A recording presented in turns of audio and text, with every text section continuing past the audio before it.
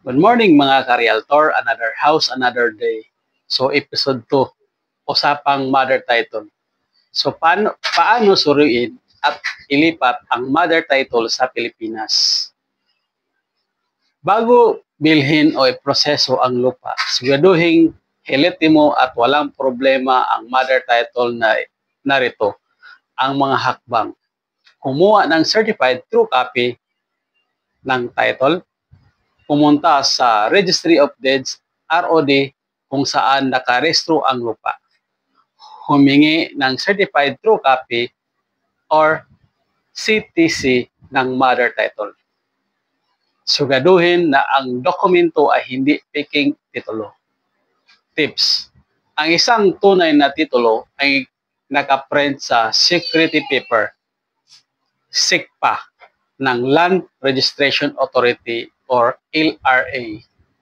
Number 2, i-verify ang status ng titulo sa LRA. Bisitahin ang Land Registration Authority o LRA o gumamit ng kanilang title verification system. Siguraduhin ang titulo ay hindi double title, peking titulo, o may naunang may-ari o mangkin dito. Tips. Kung may duda sa authenticity, magpapagabay sa isang real estate lawyer o licensed geodetic engineer. Suriin ang mga encumbrances at anotasyon. Sa likod ng titulo, tignan kung may mortgage, adverse claim, o legality. Kung ang lupa ay nakasanla o may utang, kailangang bayaran muna ito bago malipat. Tips. Ang isang clean title ay walang anotasyon o anumang hadlang sa ownership. Kumpirmahin ang property tax status, pumunta sa city or municipality assessor's office at humingi ng tax declaration ng lupa.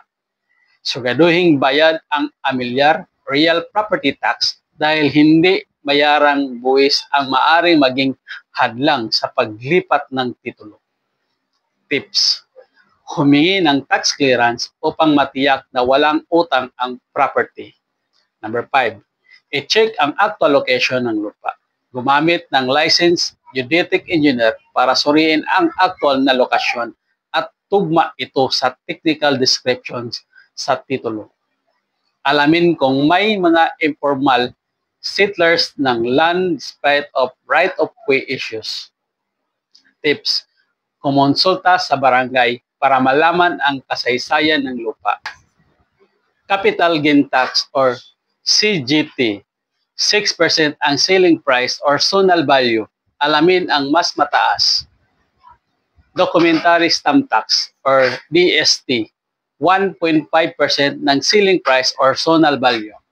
Transfer tax, depende sa city or municipality, 0.5% or 0.75%. Registration fee, batay sa schedule ng Registry of Deeds.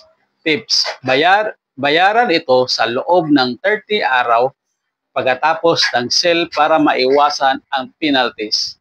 Pumunta sa Bureau of Internal Revenue, BIR, para sa Certificate Authorizing Registration or ICAR. Ipasa ang deed of sale sa tax declaration at proof of payment ng buwis. Hintayin ang Certificate of Authorizing Registration or ICAR mula sa BIR. Tips, ang ICAR ay kailangan ipakita sa Registry of Deeds bago malipat ang titulo.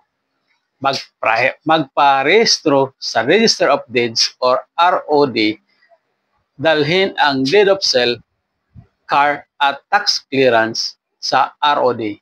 Magbayad ng registration fee, hintayin ang paglabas ng bagong Transfer Certificate of Title or TCT sa pangalan ng bagong may-ari. Tips. Ang tagal pagproseso, maaring 2 to 4 months na buwan depende sa ROD. Baguhin ang tax declaration sa assessor's office. Matapos malipat ang titulo, pumunta sa City or Municipality Assessor's Office para ipalipat ang tax declaration sa bagong may-ari.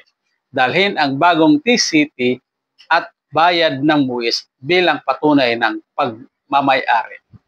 Tips: ang tax declaration ay mahalaga para sa pagbabayad ng patunay na amilyar o real property tax.